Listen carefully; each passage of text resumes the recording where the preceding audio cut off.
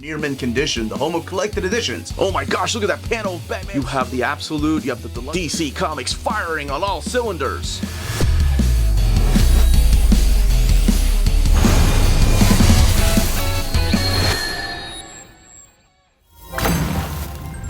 Pledge allegiance, or else. That's right. The Authority Omnibus is back in print. I am the Uncanny Omar, and you are watching Near Mint Condition, the home of collected editions.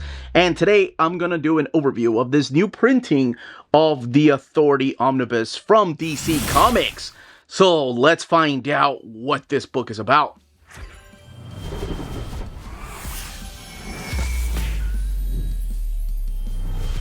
Welcome back, everybody. So what we're looking at here today is the latest printing of The Authority. This book has been previously printed before in Absolute editions. There's been trade paperbacks, and there was a previous printing of the Omni that came out in 2019. As a matter of fact, that's what we're going to be looking at today when we're doing a comparison. This is my original printing, and this is the new printing. And one of the most interesting things is that this is now a DC Black Label. Yes, they did change the DC logo. They also took out the Pledge Allegiance, or else. I thought they were going to replace it with Pledge Allegiance, or get your head kicked in. That's kind of the motto of Jenny Sparks and how she runs the Authority. But let's look here at the differences and the similarities. Actually, it looks like the same picture, just that the logo here and the font is gone, and it's still the team there with their first two nemesis. And you have Warren Ellis, Mark Millar, Tom Payer, Brian Hitch, Frank Quitely, and Dustin Nguyen taking the top billing. And let's look at the spine. So yes, this is written by Warren Ellis and Mark Millar, and Tom Payer coming in towards the end. Started off by Brian Hitch, and then Frank Quitely and Dustin Nguyen doing some of the fill-in art. But honestly, Arthur Adams also did as many issues as Dustin Nguyen. The DC logo there, and John McCrea, if I'm not mistaken, doing the miniseries. And then let's look at the back of the book right here with this Frank Quitely piece, and telling you a little bit about the characters and about the book, and also what is collected in this Omni. So one thing I'm sure you probably noticed is right here, just how much thicker the original Omni is, and that's mainly due to the type of paper stock they are using. But let's look at the flaps of the book. So you have on the left-hand side who the Authority is, and you have the creators over here: Warren Ellis, Mark Millar, Brian Hitch, Frank Quitely.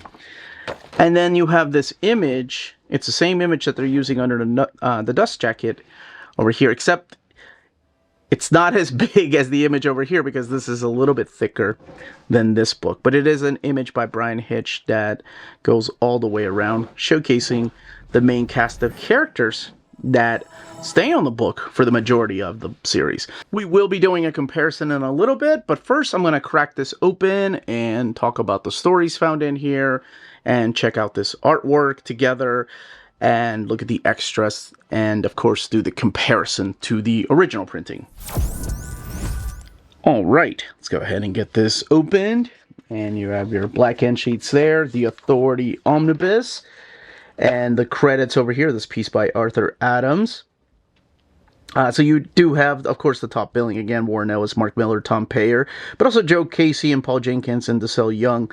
While the pencilers over here, like Brian Hitch, Frank Quitely, Dustin Nguyen, Arthur Adams, John McCrea, just to name a few, and inkers like Paul Neary, Trevor Scott, Richard Friend, and Gary Leach, just to name a few of the inkers, and colorists like Laura Martin, David Barron, and Chris Garcia. And then your letters, which actually, this is a lot of editors for a series that only, well, ended it with issue number 29, Bill O'Neill and Ryan Klein and Joshua Reed. And you do have an introduction here by Grant Morrison, talking about how The Authority is the first great superhero team book of the 21st century. Next to it, everything else seems pale and stale and repetitive. Be honest. And it's a introduction that they wrote in 2000. It was in the original trade paperback. So collected in here is The Authority 1 through 29, Planetary The Authority, Ruling the World, one shot, The Authority Annual 2000, Jenny Sparks, The Secret History of the Authority 1 through 5, and then stories from the Wildstorm Summer Special and a story from the Wildstorm celebration of 25 years. This book has 984 pages and retails for $125. The original printing was $99.99. I forgot to mention that earlier. Now, if you have a problem with any of the creators, I respect the decision of my viewers. I just like to leave it up to them whether they purchase something or not. If it's a problematic creator, it is up to you whether you purchase it or not. And I'm just here to talk about the stories. All right, speaking of stories, spoilers for the setup, spoilers for the Authority. The very first question I'm going to answer is, do you need to have read Stormwatch to understand the things that are happening here? No. I mean, you'll get to know a couple of the characters before they come on board with the Authority, but not necessarily. So we start off in Moscow with the destruction of Moscow, with these group of people wearing this circle emblem, and we'll find out who they are in a little bit. And then we get to see some of the remains of a superhero team called Stormwatch. And we have Jackson and Christine here that are sitting around going, we don't have Stormwatch. We don't have heroes anymore. We can't just stand aside and let these villains do whatever they want to with our world. And at the last second comes in Jenny Sparks. And nothing will ever be the same. She is the young team leader and also happens to be the spirit of the 20th century. And oh my gosh, one of the greatest characters that has ever been put in the comic book pages. I absolutely love Jenny Sparks. There's a couple characters here that how can I not put them in my top 20 favorite DC characters? So the idea of Stormwatch, of course, all started in the publication company by Wildstorm, and they got bought out by DC. So you'll see less and less like Wildstorm characters and more of like these creations that started happening when DC bought out Wildstorm. But we are getting the return to the basics of superheroes here, like going back to like the Silver Age type of character right here. This is the character of Kaizen Gamora. So Kaizen is a character that is very similar to that of like Doctor Doom or characters like the Mandarin, that lives on this island and blames the Stormwatch for destroying a part of their island. So he's actually built this team of characters, of villains that are going to do whatever they want to with the world. They're going to take over because Stormwatch is no more. So slowly but surely we are introduced to the Carrier, which is like this living spaceship where the characters of the Authority reside. And one by one we'll get to know who these characters are. And some of them were introduced in the pages of course, Stormwatch. But as I mentioned earlier, you don't need to have read Stormwatch to understand what's going on. All right, so let's do it one by one. Who do we have here? Who are these characters? So we have this really obscure character. We already met Jenny Sparks, the spirit of the 20th century.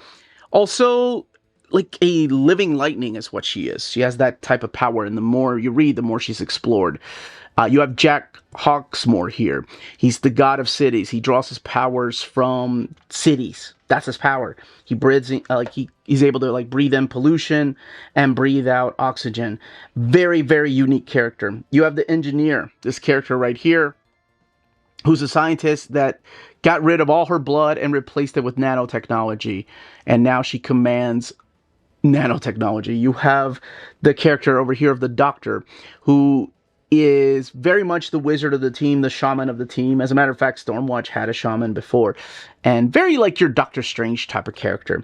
You've got your Batman type of character and your Superman type of character with the Midnighter and Apollo. Midnighter is this unstoppable fighter that is able to take down anyone. He knows your moves. He can read your moves before you even make the first one. So he's very much like Batman, but unlike Batman, he kills.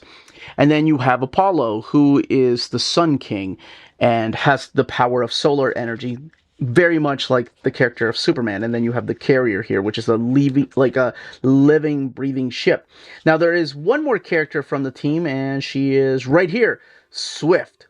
Swift is your winged character. She is like your Hawk Girl. She has talons, though, for feet, and not afraid to use her powers. And all these characters will make up the Authority. And the Authority operates outside of the jurisdiction of a lot of the governments. Like they work with the UN, but they are here for everybody.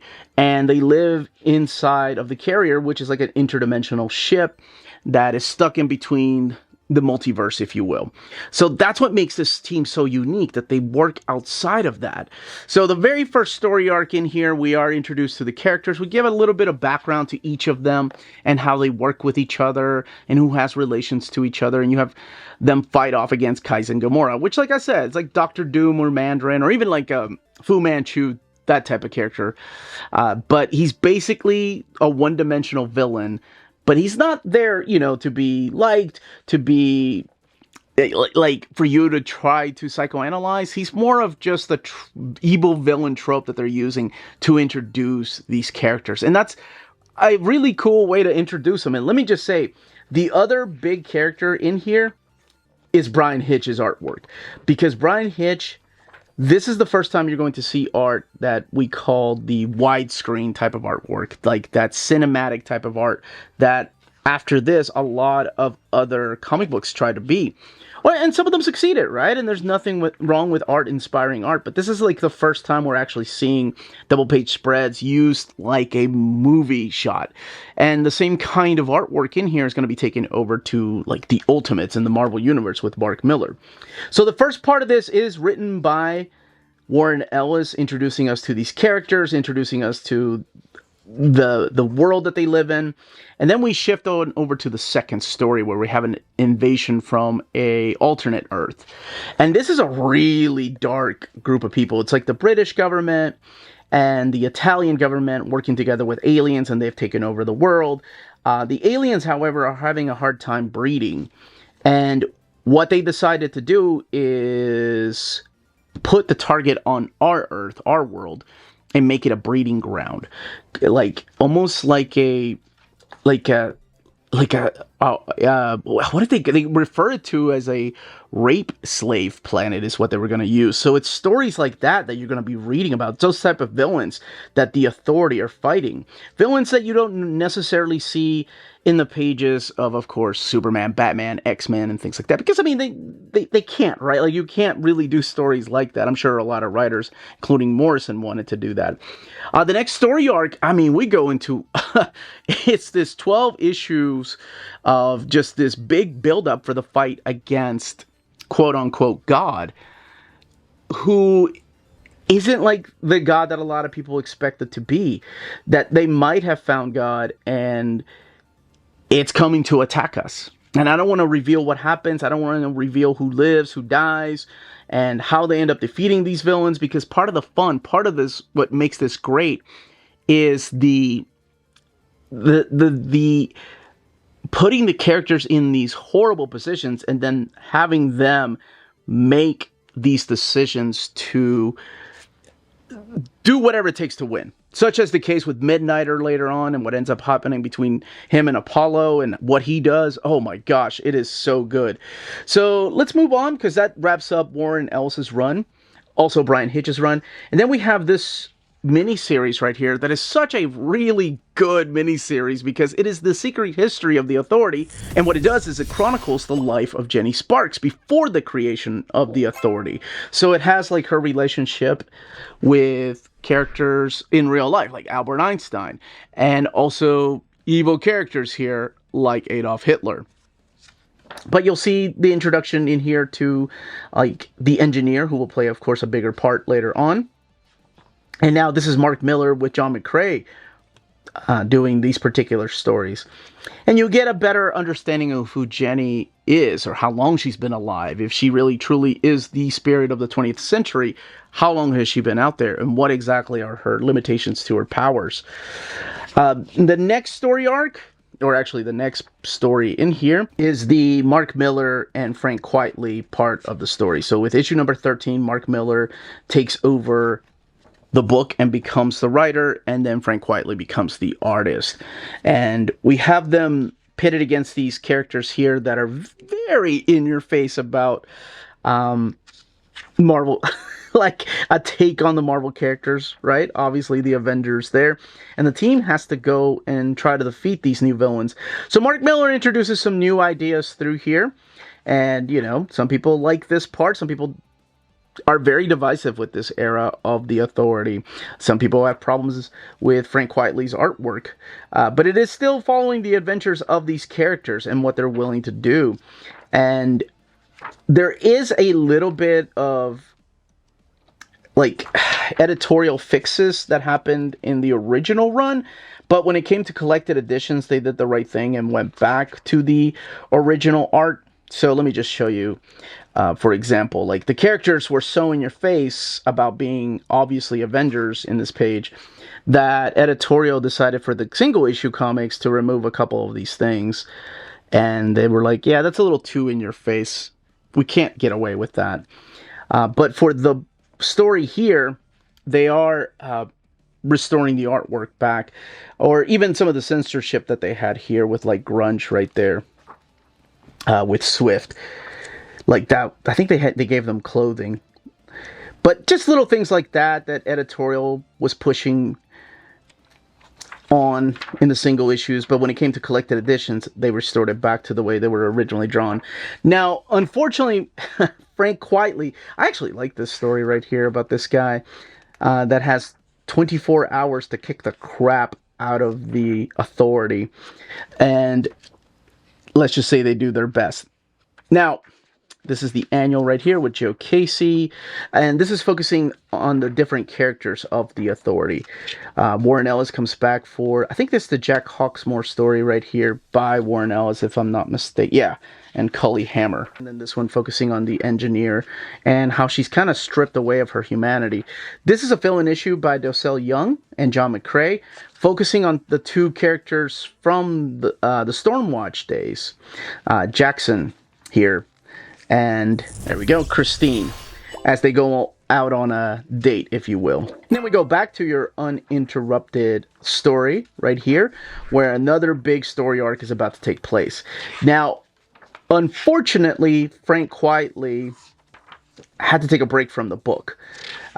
Also, Mark Miller ended up getting sick. So we have like this fill-in arc right here whenever we have this new, I guess it's the new version of the Authority.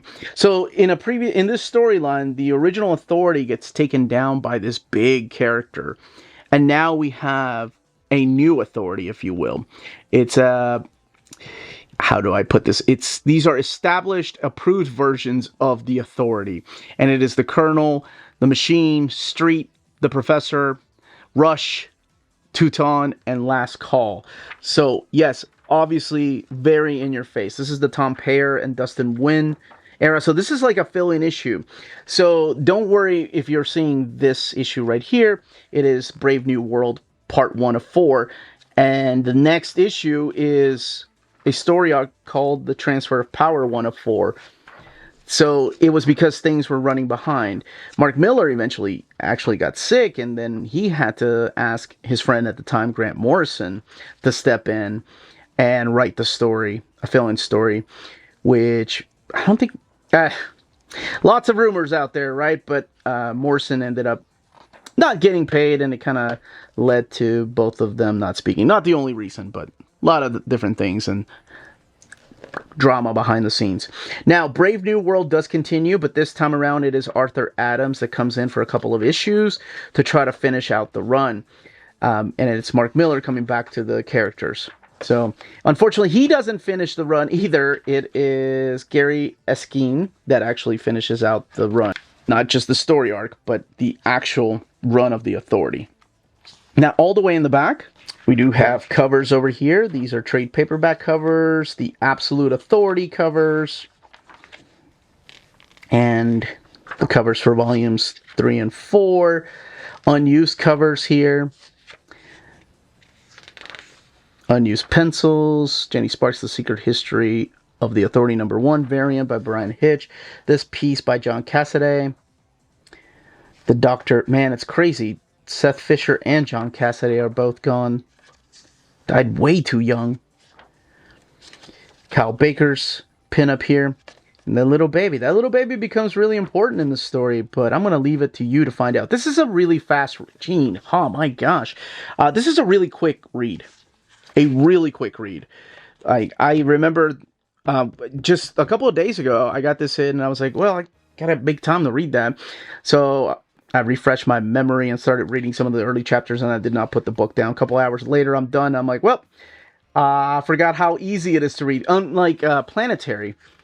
And I love Planetary. As a matter of fact, if you've been watching my channel for a while, you know that I think Planetary, if I had to choose between the two, it would be Planetary. I just enjoy the stories a little bit more, and I like the characters in Planetary a ton.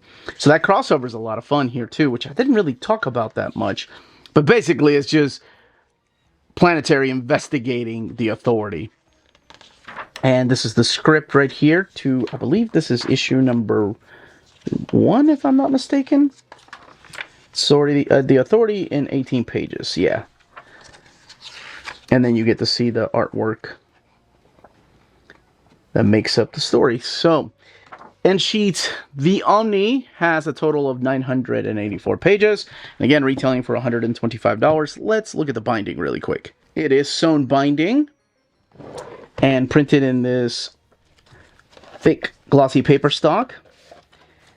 But let's do a comparison to the 2019 printing. And end sheets there. Got the same page count.